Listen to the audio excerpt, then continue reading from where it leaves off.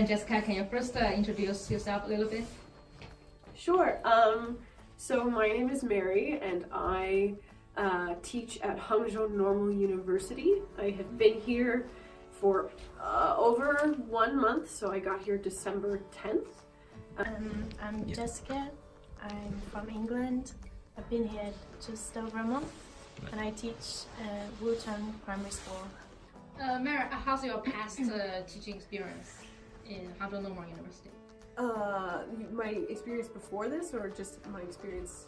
In the normal Jimmy, how do you like? I love it.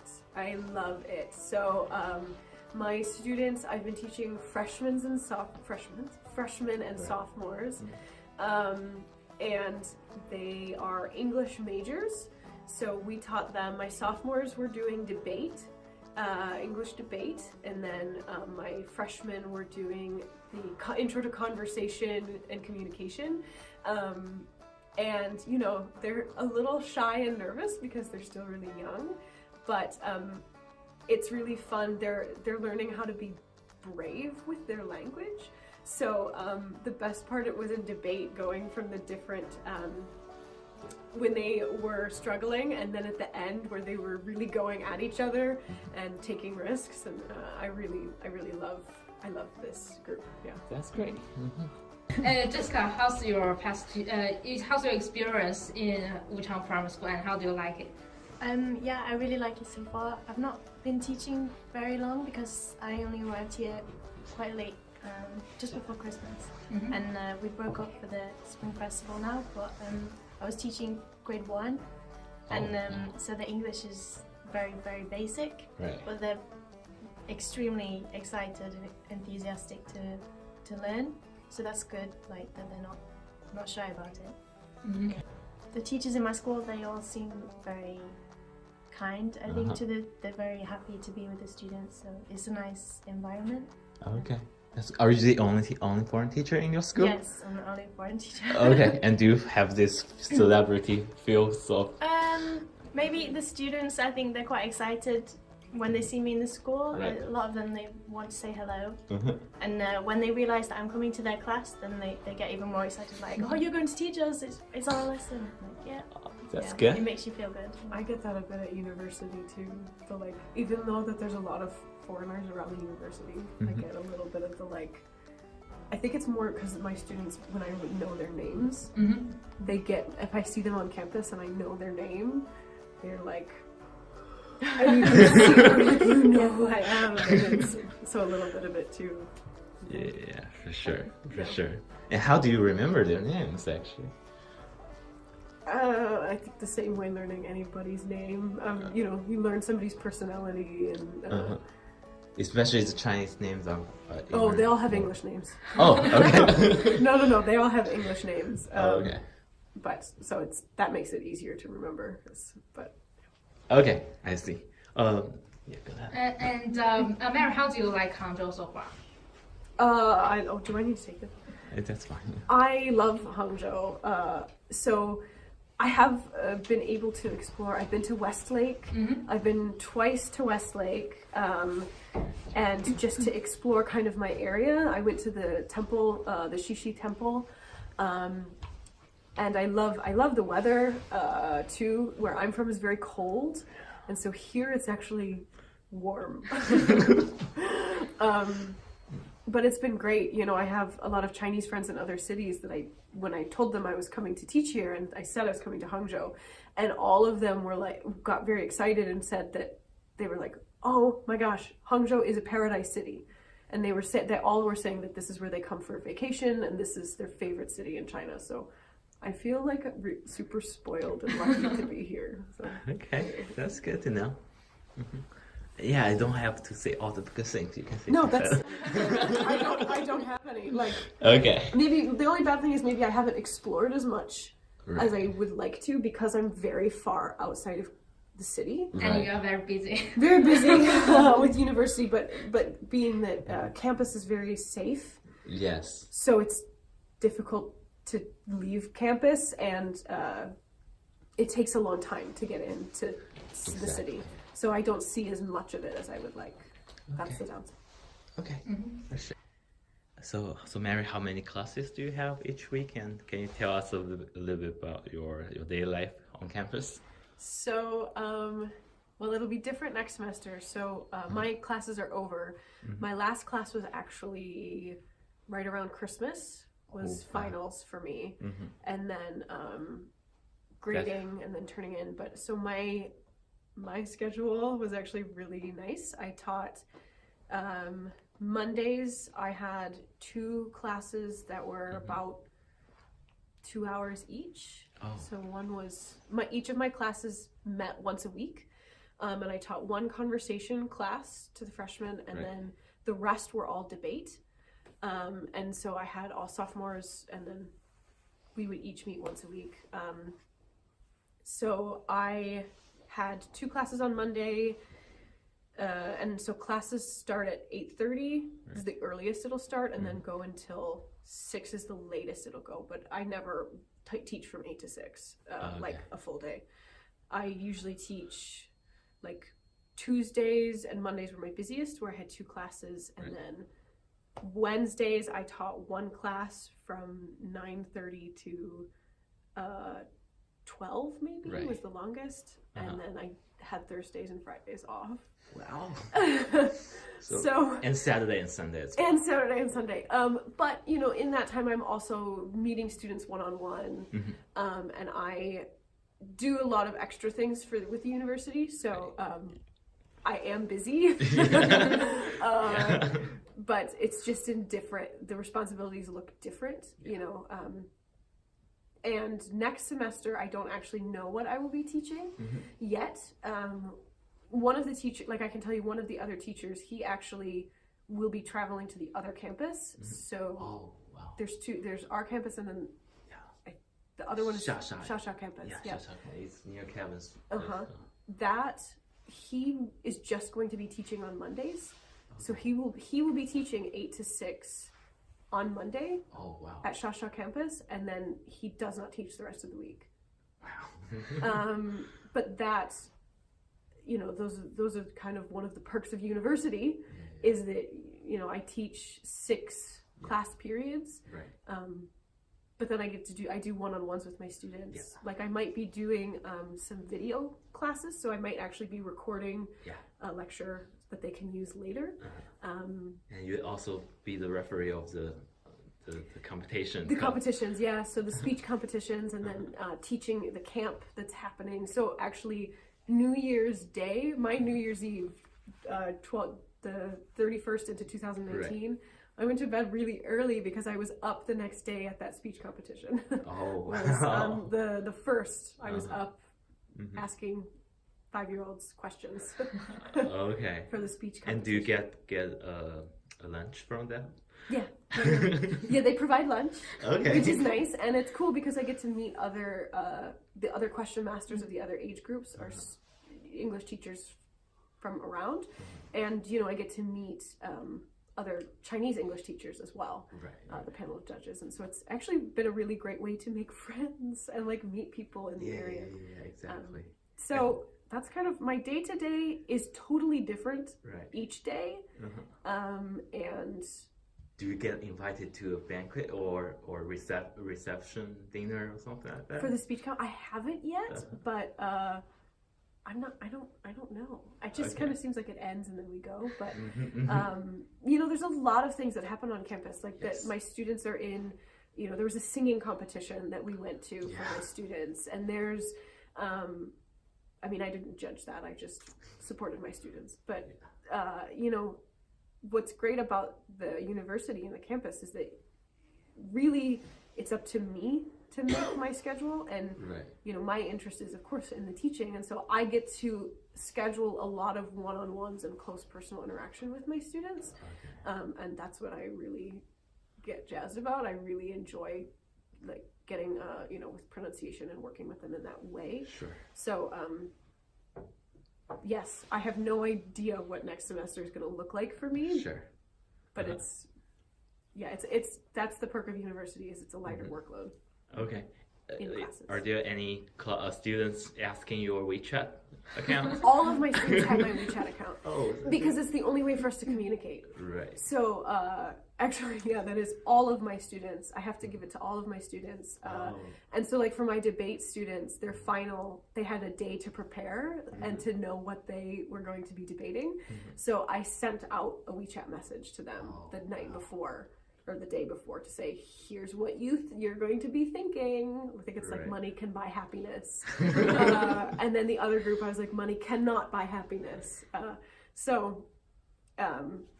You know, and it's been good. But a lot of my students, my students are really active to want to get to know me. Yeah. And it's great. The university encourages that for us to spend time at the coffee shop talking, or for us to really, they all want my WeChat.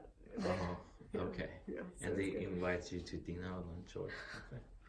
Yeah. I did have a All student the time? invite me to her home for spring festival, which was cool too. Oh, but really? I had already booked my ticket to Japan, but yeah. Okay. Where is her home, by the way? Okay. I think Jiangsu province. Oh, Jiangxi province. I think so. Oh, okay. Yes. That's cool. So yeah, it would have been very cool, but. Yeah, is that in a village or something? I think it's like a small city, like only 1 million people, maybe. Sure. But yeah, so they do. They want to go out, meet for lunch, to meet for different things, and just spend time just talking. Right. Super fun. Sure. And I guess just because you don't have many students asking you your WeChat, the grade 1 students. No, I don't think they have WeChat yet. But And can you tell us a little bit more about your schedule, like your daily working life? yeah, so because I've only been teaching for a couple of weeks, next semester it will be different. Yeah. This semester I only taught grade 1, and I had 13 grade 1 classes, so I taught them all for 2 or 3 weeks. Yeah. Okay. And so you have a Monday to Friday schedule, I guess? Yeah, Monday to Friday, but maybe two to 4 classes each day. Oh, Yeah. okay. Every day, one day I just had 1 lesson. So, Okay. the earliest class is 8:30, and we finish. The last class finishes before 3:30. So. Oh. Yeah. Oh, that's not bad at all. So it's not bad. Yeah. Okay. And have you got invited by your colleagues to have some hot pot? Not hot pot. I've also been to grandma's home or house, whatever it's called. Yeah, we went there. Okay. All of the other Chinese English teachers. Oh. Yeah. Okay. My colleagues have invited me several times out. Yeah. Yeah. The thing is, we have heard some previous teachers. They said they got invited to a dinner and Chinese people talk Chinese. Not really.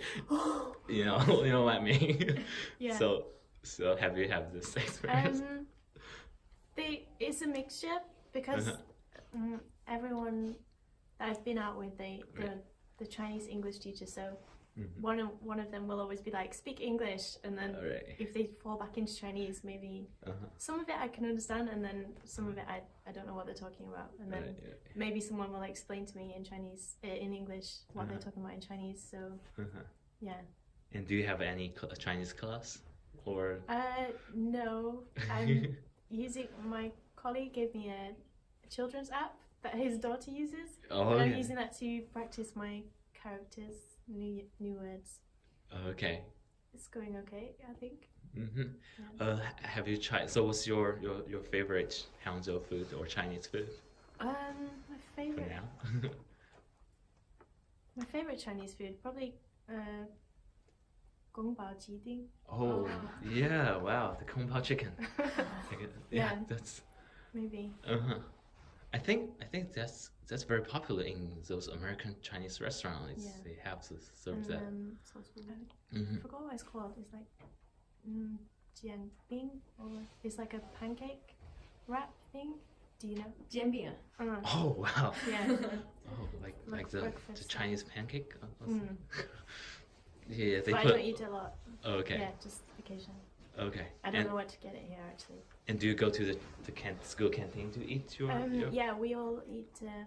I can also eat breakfast there in the morning if I'm there early enough. What do you mean by early?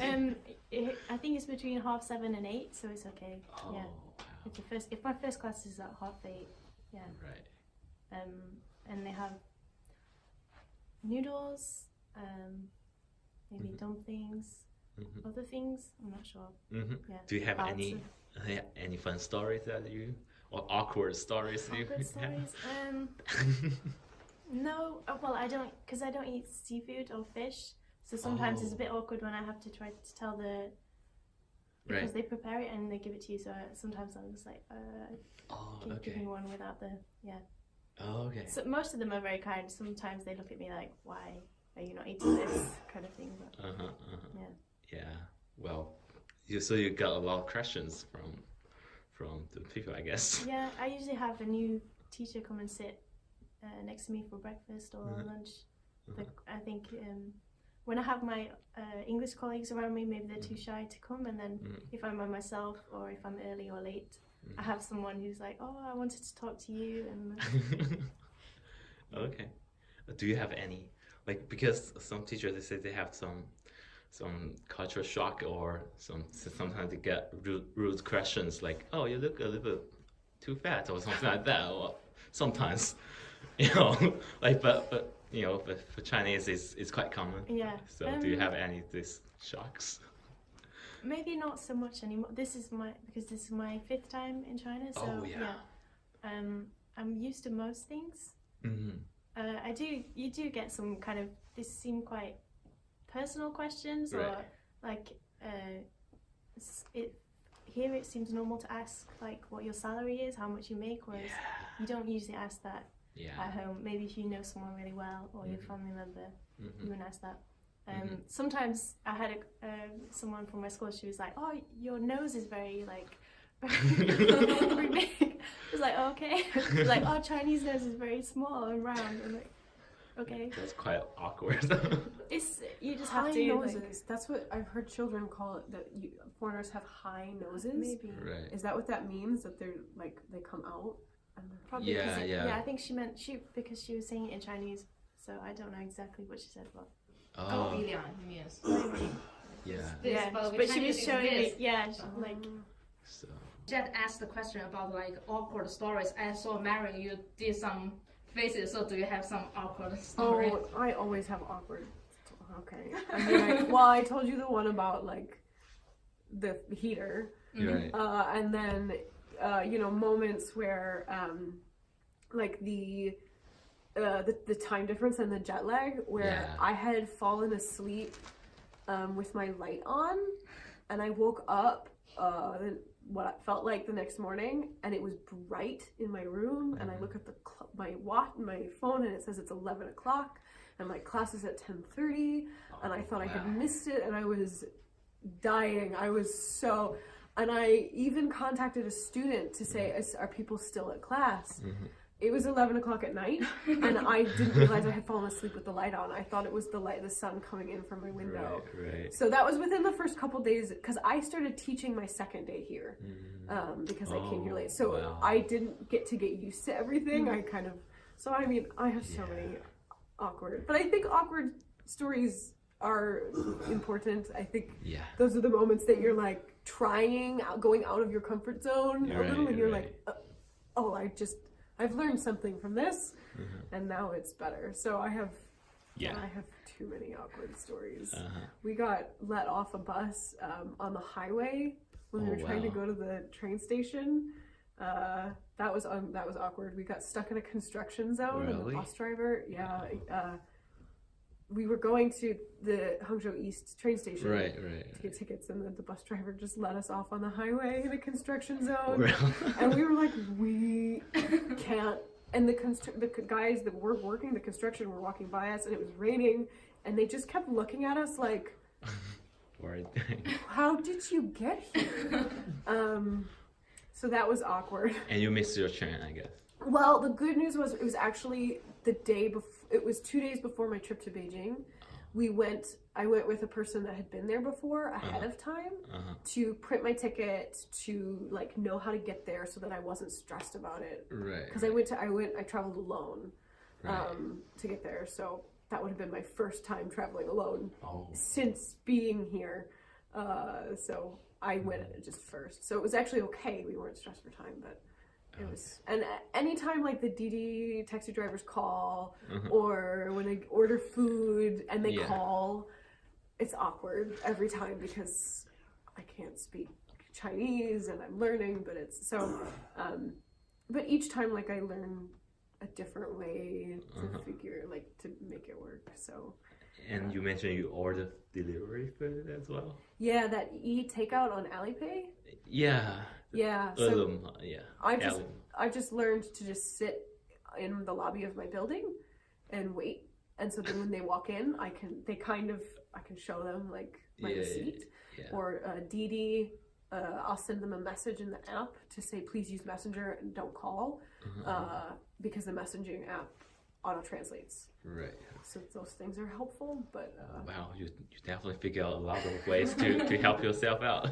I think that's those awkward moments. That's when you're figuring them out. Right. But there's always an awkward moment. Yeah. Every time. Right. And people stare at you sometimes in the public. So. Not too, but it's not. You probably get it more than I do because of your hair. Yeah, especially like when it's somewhere that's not as modern, and you get people asking for photographs with you, or not asking for photos. It's okay when they ask, but sometimes, like in Jishou, we went to some tourist places, and sometimes they would like shove their friend next to us just to take the photo.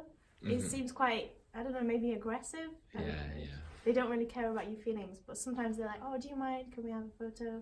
And they seem excited to meet a foreigner. So it does not happen here. That does not happen too often here in Hangzhou. The most it's happened to me, or at least in my experience where we are, the most it's happened was when we went to Westlake, and then I had people, two women just kind of like put their phone on selfie mode and backed up into me. But they were asking, and that's just sweet, or families asking if you take photos with their children. I was in Tiananmen Square with my friend, and we were going to take a photo, and a woman, she put her baby in I was not expecting this, gave me her baby, and then was smiling and like, it's so dangerous. I didn't know that you were going to give me the child. And I was just like, wow. But that kind of thing doesn't happen as often to me because my hair is darker. So I think it depends maybe where you are, because if they don't see them a lot, or foreigners a lot, then it doesn't really matter. They're just like, probably that doesn't happen in Beijing or Shanghai. No, I don't think so. But like here, I do get stared at, because which isn't bad.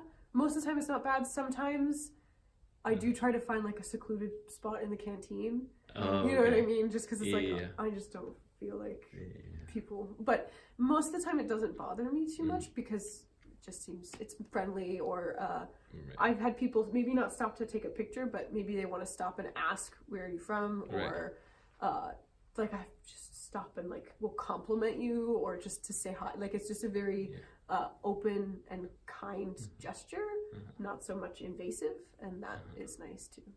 And do you get a chance to talk to them in English, or do you? Some of them, some of them, but a lot of them maybe it's very minimal, right? Because they might not speak English, right? And I don't speak Chinese, so they'll say hello, and I will say ni hao, and then that's it. Okay. They just kind of wave and smile, but mostly it's very nice. Okay, for sure. Yeah. And actually, a lot of teachers, they ask us, there is a trade war between the States and China. Do you feel any kind of tension because you're living in China? Do you feel any? Because a lot of foreign teachers, they want to know. No. Is that safe? No, I don't feel. That's the thing is that I guess for potential teachers thinking about it, people in the States thinking about coming to China, I would say there's no problem. Go for it, because, obviously pay attention to political affairs, but currently everyone that I meet, the only issue I've had is the bus driver who let us off. And we did figure out, and the men at the construction site were very helpful to us, but everyone is helpful. The Chinese people are some of the kindest people that I've met, and they're very open, and I don't feel any tension. I don't feel any issue at all. For sure. So. Kevin, do you have any? Comments on that? Honestly, I haven't noticed any tension or anything because of that. Okay. I have had people ask me about it at dinner and like, what are my thoughts on it? And I Oh, they do? just answer honestly. I think the whole thing is stupid. Okay.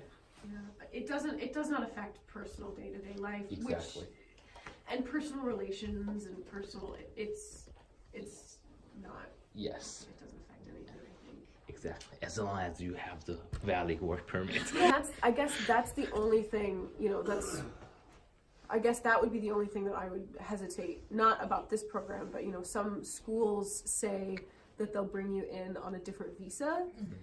And or a student visa or something, and then we'll figure it out. That I would not mess with.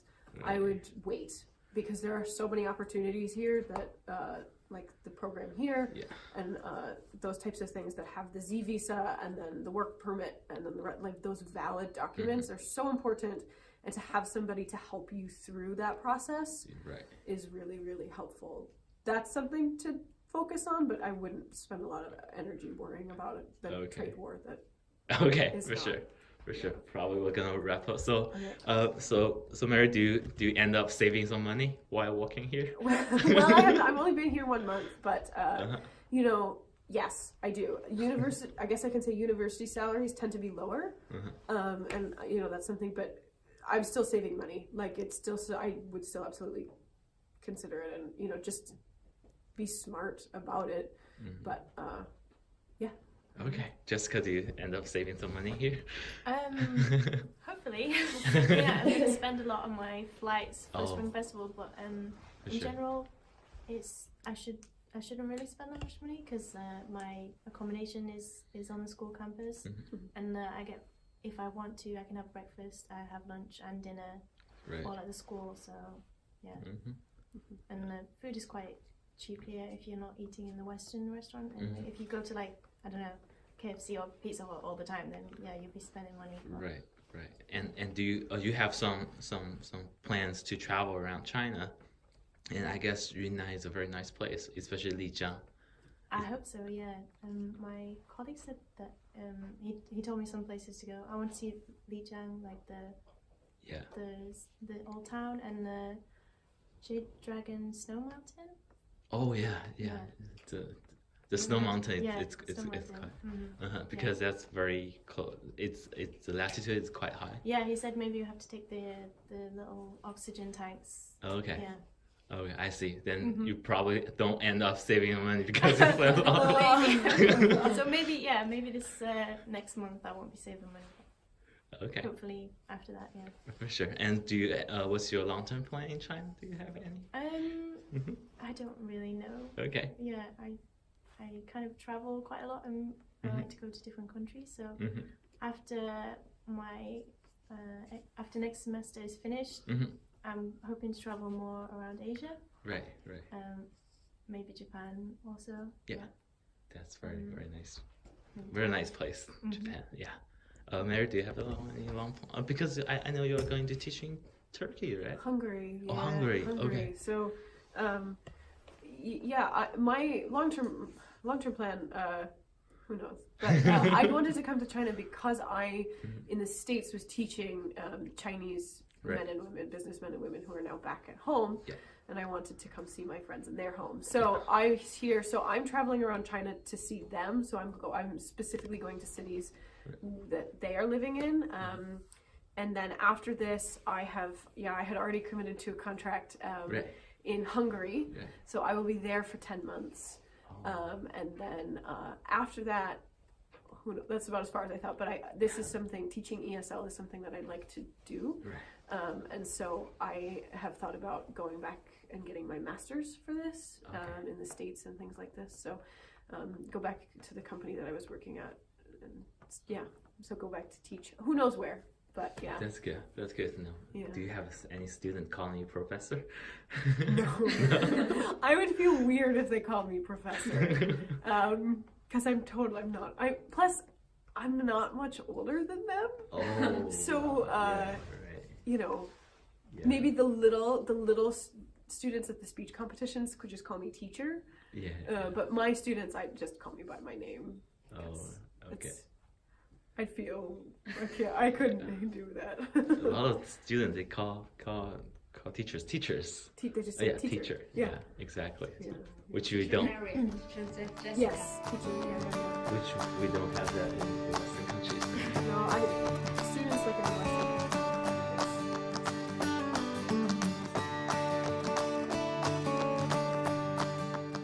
So you live with other foreign teachers. I live, right next door to me is one of them, and then across, on the other side of, so the building, there's like a square cut out in the middle. So it's like the hallways are outside. So when you come in, like you go on like I'm on the 14th floor, and it's just open ceiling. And then there's down to the 4th floor where there's a badminton court.